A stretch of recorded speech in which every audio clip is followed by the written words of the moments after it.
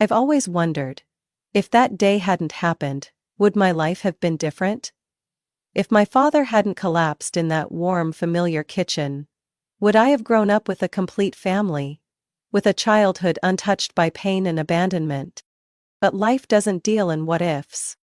That morning, the kitchen was filled with the rich aroma of melting butter, the slight crisp of pancake batter searing on an old cast-iron skillet. My father was making panda-shaped pancakes, my absolute favorite. He wore his blue apron, whisking the batter with one hand while whistling a cheerful tune. "Hey, princess, come help your old man out," he called, grinning, waving the spatula like it was a magic wand. I giggled, hopped off the sofa, leaving my rag doll on the floor, and ran toward him. I never reached him. The spatula hit the tiled floor with a sharp, jarring sound that sliced through the peaceful morning. My father froze, his eyes widening as if an invisible hand had tightened around him. Then, he collapsed, one hand clutching his chest. I remember my mother's scream, the chair crashing to the ground, my own frantic cries, but all of it blurred into a distorted, fragmented memory. In the blink of an eye, my father was gone. The man who used to carry me on his shoulders, chase me around the backyard on summer afternoons, and teach me how to tie my shoelaces, was now just a name engraved on a cold stone. My mother, Olivia, was utterly broken in the days following the funeral. She cried until she had no more tears left, clutching my father's old shirt through endless sleepless nights. I remember thinking, she would never get over this. But as it turned out, she let go faster than I ever expected. Less than a year later, she began to change. The empty chair at the dinner table no longer felt like a void. Music played in the house again. I began to hear her laugh. Not the forced, hollow kind, but a real, soft, contented laugh. I thought she was learning to heal. But I was wrong. She had found someone else. One autumn afternoon, I came home and saw my mother sitting in the living room with a stranger. He had salt and pepper hair, deep brown eyes, and a kind smile. "Sophia, come here, sweetheart, this is Peter." I stood frozen, as if I had been pushed out of the world I once knew. Peter was a widower, my mother explained. They had met in a grief support group. He used to be a teacher, now he worked as a financial consultant. He was kind, gentle, and patient. At least with my mother. But I couldn't ignore the fact that he was not my father. A few months later, they got married. I still remember my mother's wedding day. I wore a pale pink dress, standing at the edge of the hall while she and Peter held hands, exchanging vows. No one asked me how I felt. No one noticed me biting my lip to keep from crying. From that day on, Peter became part of our lives. But he was never truly my father, and that's when everything started to change. Not for the better. When my mother told me I was going to have a sibling, I thought it would be a good thing. I imagined holding my baby sibling's tiny hand, teaching them how to swing on the playground, sharing whispered secrets under the glow of a nightlight. I had seen my friends with younger siblings. Sure, they complained about babysitting, but there was always something special in their eyes when they talked about them. But from the moment Peter announced, "Sophia, you're going to be a big sister," something felt off. My mother was no longer my mother. She stopped asking me how school was. She stopped checking my homework before bed. Every thought, every conversation, revolved around the baby that hadn't even arrived yet. "You need to be more careful, Sophia, don't run in the house." "I don't want to be stressed." "Sophia, you can make your own breakfast, can't you? Mommy is really tired." "Don't be so loud, your baby sibling can hear you." And then, on a bitter winter morning, Sarah was born. My mother cried. Peter cried. The nurses in the hospital praised my mother for doing such a great job. I stood in the corner of the room, watching the tiny, red-faced baby in my mother's arms, waiting for the moment she would look at me, take my hand, and tell me that we were still a family. That moment never came. From that day on, my mother disappeared. Not literally, she still lived in the same house, still cooked, still cleaned, still existed in my daily life. But she was no longer my mother. Every ounce of her love and attention now belonged to Sarah, the perfect daughter she had always wanted. Each morning, I no longer heard my mother calling me down for breakfast. Instead, I heard soft lullabies, tender whispers, the quiet footsteps pacing back and forth in Sarah's room.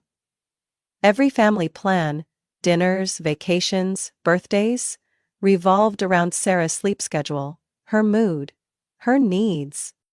Some days, I went to school on an empty stomach because my mother forgot to make breakfast. Some nights, I sat with my homework, waiting for her to help me with a difficult math problem, only to hear her distracted voice say, "Sophia, you're a big girl now, you can do it on your own, can't you?" Yes, I could do it on my own. And so I did. Peter, though kind, couldn't do much beyond offering me worried glances. He tried. I knew he did. He took me to karate classes, sat for hours watching me train, cheered me on when I earned my first belt. He bought me a new sketchbook whenever he saw me lost in my drawings, but he could never replace what I had lost. Once, when Sarah turned 2, I asked my mother, "Mom, can I have a day just for the two of us, just you and me?" She paused for a moment. For a fleeting second I thought she might say yes. But then she turned to look at Sarah playing in her crib, smiled gently, and said, "We can't leave your sister behind, Sophia. Sarah needs me." And I don't? That question never left my lips. I simply lowered my head, clenched my fists and nodded. Just like I always did. As Sarah grew, the distance between me and my mother widened. I became the silent helper in my own home. I mopped the floors while my mother soothed Sarah. I folded laundry when she didn't have time. I held Sarah when she was too tired. Then, when I was only 13, my mother announced that she was quitting her job. "Sarah needs me at home, Sophia, you understand, don't you?" No, I didn't. I didn't understand why a 2-year-old needed her mother all day, while a 13-year-old didn't. But I said nothing, I just nodded. Every child has a moment when they realize that life isn't fair. But I didn't just realize it, I lived it. Every morning, I woke up in my small simple room, brushed my own teeth, picked out my own clothes, grabbed my own bag, and left for school without anyone reminding me. But Sarah? Sarah never had to do anything by herself. My mother was always there, picking out every dress, tying every ribbon, placing every bite of food on her plate, with the delicate care of a queen tending to her princess. I don't remember the last time my mother asked me if I was hungry. But I remember the hollow ache in my stomach every morning at school, the way my teacher's eyes softened when she noticed I had no lunch. At first, I hoped, maybe today, my mother just forgot.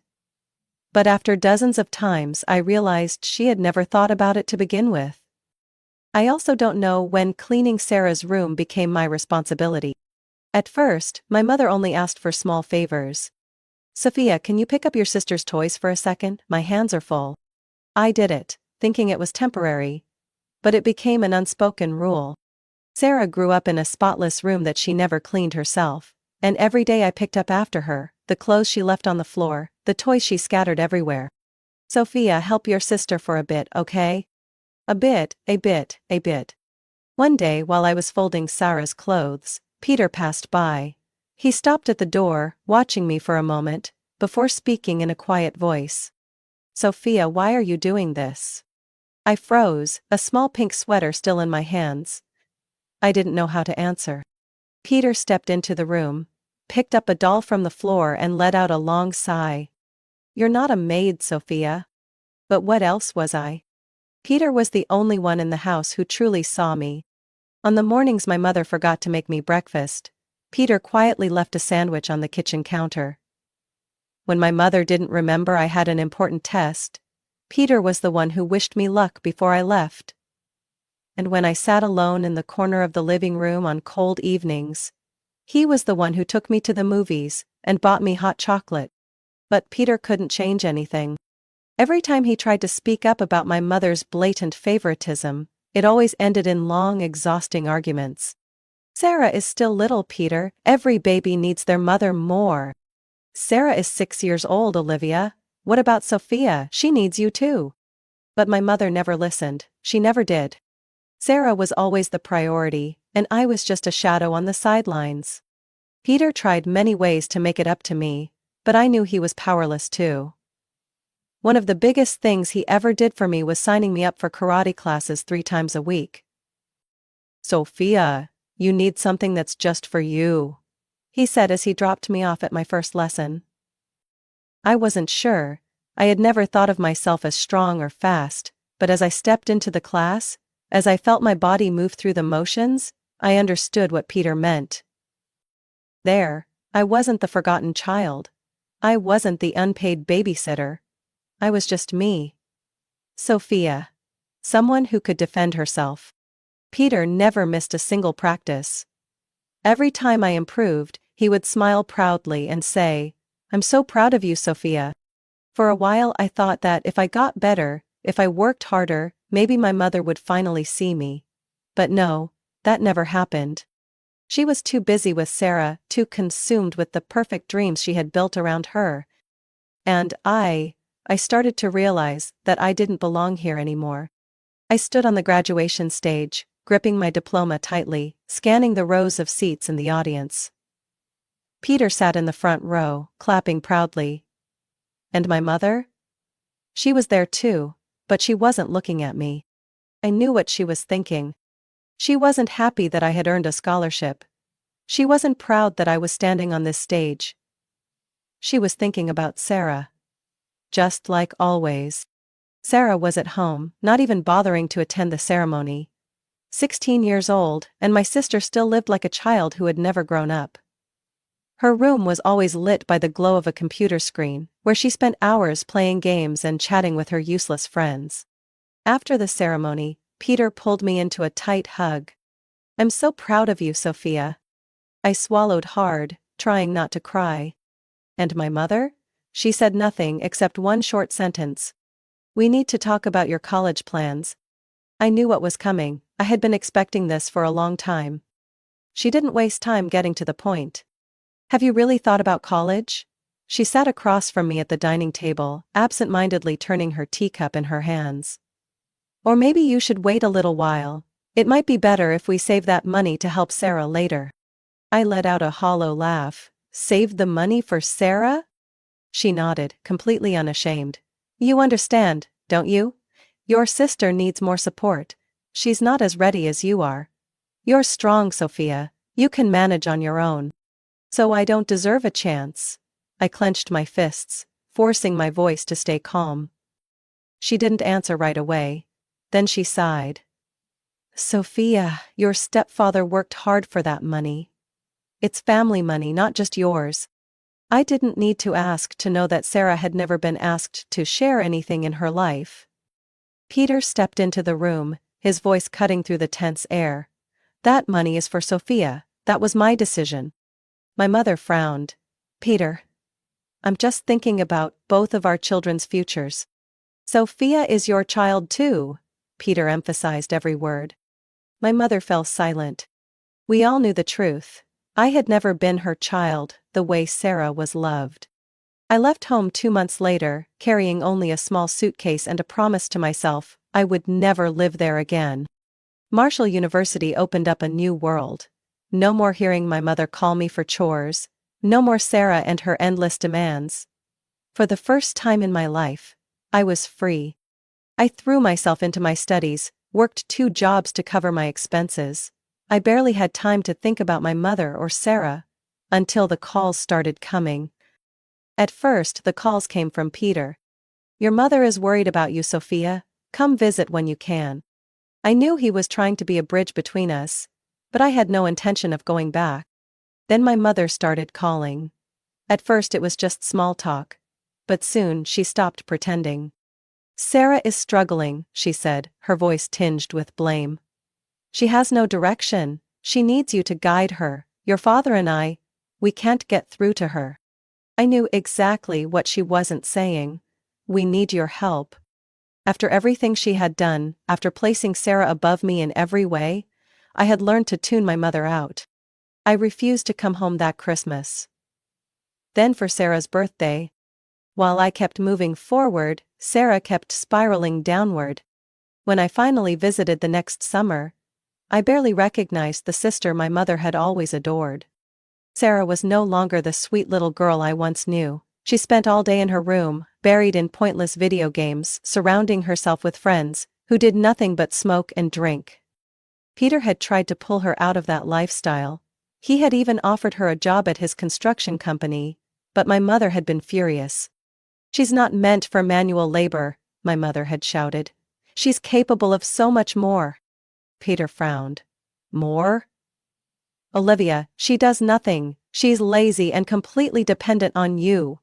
My mother's face turned red, her voice shaking. "She just needs time, she's smart, she's just following her passion." I looked at Sarah. My sister sat on the couch, not even bothering to look up, scrolling through her phone without a care. I knew the truth.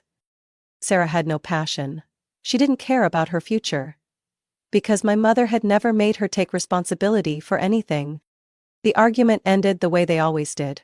My mother defending Sarah at all costs, while Peter could only sigh in defeat. And me? I stood up, grabbed my purse and said, "I have to go, I have work in the city." My mother looked at me, disappointment flashing in her eyes, but I didn't care anymore. I had chosen my path. And Sarah had chosen hers. The only difference was that her path led to a dead end. Peter passed away on a cold autumn morning. I got the call from my mother at 6 a.m., her voice so shaky I could barely understand her words. But she didn't need to say much.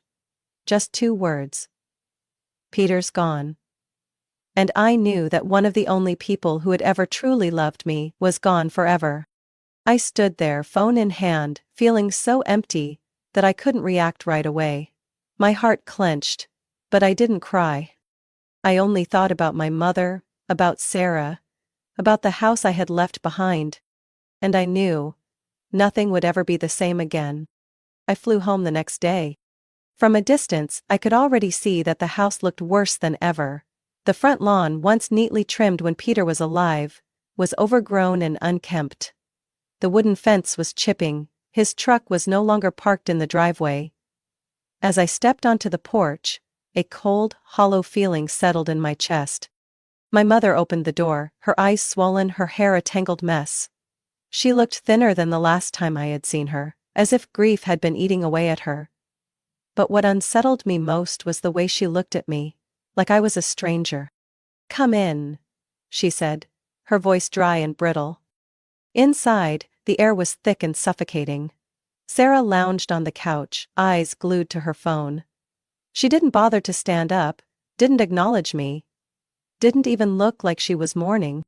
I clenched my fists, but forced my voice to stay even. "Are you okay, Mom?" She took a shaky breath. "How could I be okay? Peter is gone." Her voice cracked. "I don't know what to do, Sophia. I really don't." I wanted to hug her, to tell her that things would be okay. But I knew that wasn't true. Because from the moment Peter was gone, this family had been in free fall, with no one left to hold it together. I stayed for 3 days after the funeral. Peter had died of a heart attack while at work. He collapsed right there in his office. His co-workers didn't have time to call for help. His death left a void that couldn't be filled. Not just in my heart, but in every part of my mother's and Sarah's lives. Without Peter, the family's only source of income was gone. I didn't know how they would manage. Maybe my mother didn't know either. On the 3rd evening, I sat in the kitchen, quietly sipping a cup of hot tea, when my mother walked in, a stack of papers in her hands. She placed them on the table in front of me, her eyes clouded with exhaustion. "Sophia, I need your help." I stayed silent, waiting for her to continue. "Peter's savings aren't enough," she sighed. "I can't cover everything on my own. Sarah, she's not ready to take care of herself. I was hoping you could help, at least until things settle down." I let out a dry laugh. "Settle down? How, Mom? Sarah isn't in school, she doesn't work, she's not even trying to change. Do you think I'm going to support her for you?" My mother clenched her fists. "She's your sister, Sophia. You should help your family." I looked at her for a long time. Family? When have I ever truly been part of this family? I shook my head. "I'm sorry, but I can't." For the first time in years, my mother didn't argue. She just nodded. her eyes empty. I understand. But she didn't. Because the moment I left that house, I heard from Aunt Linda that my mother had started selling Peter's belongings. It started with the small things. The old truck Peter had loved, gone, sold for a fraction of its worth. His carefully kept toolbox, disappeared. Then came the bigger things. Peter's antique watch, the one his father had given him as a young man, pawned. The beautiful furniture he had once taken pride in, one by one, vanishing from the house. All for Sarah. My mother couldn't bear to let my sister go without. She couldn't let her face the reality that life was no longer as easy as it used to be. And Sarah? She still sat there, in her darkened room, her face pale from too many sleepless nights playing games.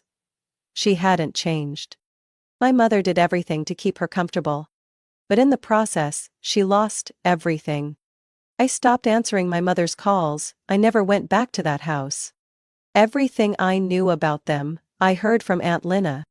"They're struggling, Sophia," she said in a phone call. "Your mother has sold nearly everything of value. All that's left is the house." I closed my eyes, feeling something unfamiliar rise inside me. Not sorrow, not regret. Just a strange sense of relief. I had done everything I could, and now? I had let go. I didn't know what the future held for my mother and Sarah, but I knew one thing for certain. I wouldn't return until my mother truly respected me. The call came on a Tuesday night, just as I was cleaning my apartment after a long day at the office. "Sophia, I need your help." I froze, phone pressed to my ear, a chill running down my spine. How long had it been since my mother last called me? "Help with what?" I asked, my voice turning cold. She let out a heavy sigh. "Money. I'm out of money." I closed my eyes and leaned back against my chair. I knew this was coming. Everything she had sold after Peter's death must have run out. That old house was the only thing left. And I knew my mother would never ask Sarah to take responsibility for anything. "How much do you need?" She hesitated. $1,500 a month? At least until I can figure things out. I let out a dry laugh. "Figure things out? How, Mom? Sarah still doesn't have a job, does she?" A long silence stretched between us. Then her voice lowered, though there was still a hint of irritation. "She's looking. She just hasn't found the right fit yet." I laughed, not bothering to hide the sarcasm in my tone. "Sarah is 26, she's never held a real job. When are you going to admit that she has no intention of being independent?" "Sophia, don't talk about your sister that way," my mother snapped. "She just needs more time. She's more sensitive than you. She's not as strong as you. You have a career, a stable life. You can help, can't you?" I could. The real question was, did I want to? But no matter what, I couldn't bring myself to completely abandon her. "Fine, I'll send the money," I said, and even I didn't fully understand why I agreed. My mother immediately relaxed, thanking me over and over, promising that it was only temporary. I knew she was lying, but I still set up an automatic transfer every month. 1,500. Enough to upgrade my apartment. Enough to travel. Enough to do so many things for myself. But instead I was paying to support someone who refused to grow up. Time passed in silence for a year. Every month, I watched $1,500 leave my account without so much as a thank you in return. When I called home, my mother only talked about Sarah, as if she were the center of the universe. "Sarah is trying, you know. She's working on some really promising online projects. Sarah has a boyfriend now, a really great guy. He might help her grow her career." But every time I visited, I saw the same Sarah, still glued to a screen, still leeching off my mother, still with no plans for her future. I expected nothing different. But I never imagined the truth would be worse than I thought. I found the will on a Sunday when I decided to visit unannounced. The house looked worse than ever. The floors were covered in trash. The kitchen was cluttered with empty pizza boxes. And Sarah was sprawled out on the couch, eyes glued to her phone. "Where's Mom?" I asked. Sarah shrugged, not even looking up. In her room. I walked straight to my mother's bedroom. When I opened the door, I found her sitting on the bed, pen in hand, a stack of papers in front of her. "What are you doing?" I asked, my eyes catching the words, "Last Will and Testament," printed at the top of one of the pages. She flinched, hurriedly trying to cover it up. But I was faster. I grabbed the document, my eyes scanning the lines. And when I reached the end, it felt like something inside me had been crushed. Everything, the house, the remaining assets, was being left to Sarah. There wasn't a single mention of me. Not a single thing was mine. I lifted my head and met my mother's gaze. "Care to explain this?" My mother bit her lip, then let out a sigh. "Sophia, I know you won't need it. You have your own life, you can take care of yourself. But Sarah is different. She needs a place to stay, a safe place. I just want to make sure she never has to worry about the future." I laughed, but there was no humor in it. "Do you not think I'm your child too?" She stayed silent. I stepped closer. "Say it. Have you ever truly loved me?" She didn't look away. No more lies to cover up the truth. She looked at me, more honest than she had ever been before, and said, "Not as much as Sarah. I never loved you as much as I loved her. You were always too independent, too strong. But Sarah needed me. She was better than you in every way." The pain hit like a punch to the chest. I had always known my mother favored Sarah. But I never thought she would say it so plainly.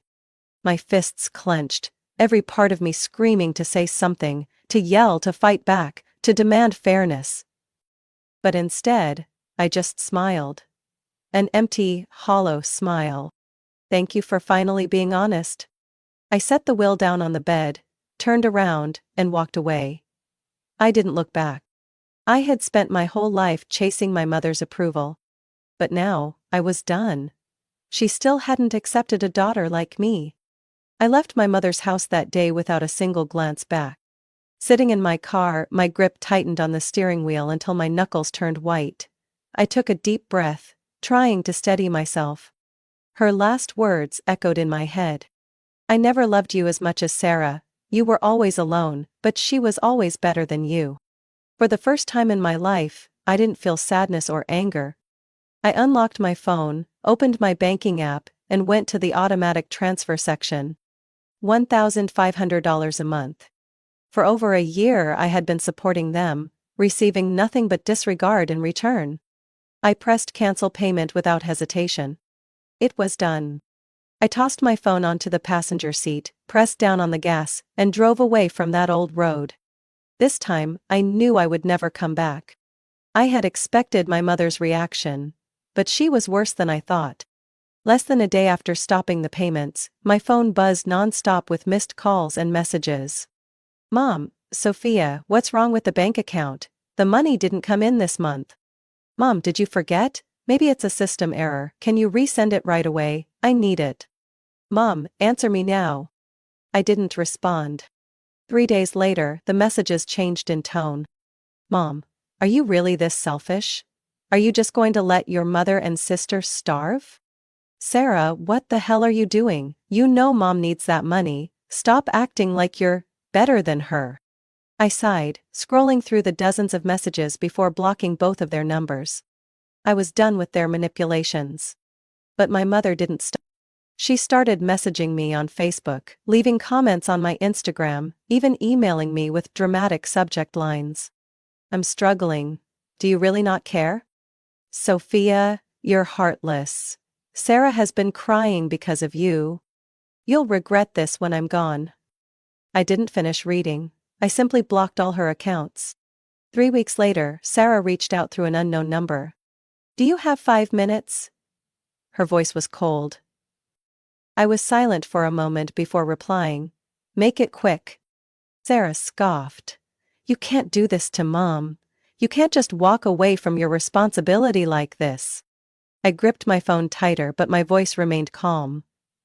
"I'm not walking away from responsibility, Sarah. I'm just stopping people from taking advantage of me." "Taking advantage? Mom raised you your whole life. You owe her, Sophia." I laughed. "Mom raised me? No, Sarah, I raised myself since I was 8. What about you? Have you ever worked a single day in your life? Silence. I continued. If mom needs money, you can get a job. Like an adult. Mom can't work anymore, she's struggling, she shouted. Not my problem. My response was blunt. Sarah's voice turned sharp. You'll regret abandoning your family. I smirked. Family? I never really had one.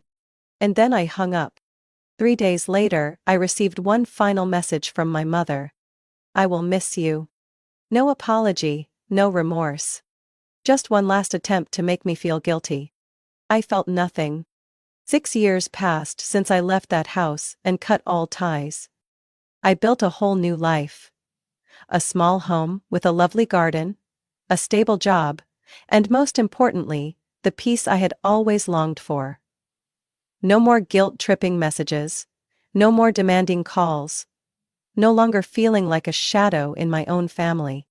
I had learned to let go, to live better, to help those who truly needed it. But then, on a quiet winter afternoon, while sitting in my favorite cafe, my phone suddenly rang with an unfamiliar number.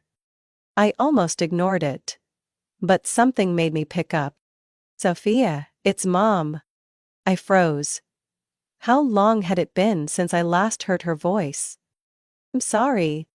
2 words, spoken slowly, heavily, as if she had carried them for years. I was wrong. I shouldn't have treated you that way.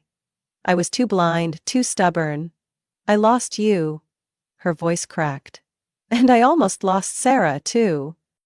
I frowned. Sarah? She took a deep breath before continuing. She left after the money ran out. She lost everything, had to survive on her own. But then she realized she couldn't live like that forever. She changed, Sophia. She's working now. I was silent. I never thought I'd hear my mother admit that Sarah needed to grow up too. I miss you so much, she whispered, her voice weak. If possible, I'd like to see you one more time. I could refuse, I could hang up and continue the life I had built for myself. But a part of me, the part that still remembered Peter, the part that still wished my family could change, told me I should go back. I took a deep breath. Mom, I'll come visit. The next day, I drove back to the old house, the place I once swore I would never return to. The house looked familiar, yet something felt different. The garden was tended, the porch was cleaner, and the windows were no longer covered in dust. There were signs of change.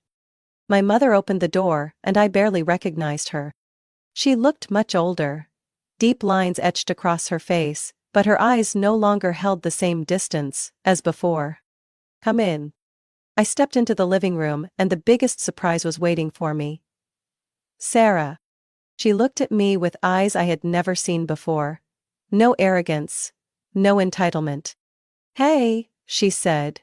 Her voice lacked the indifference it once had.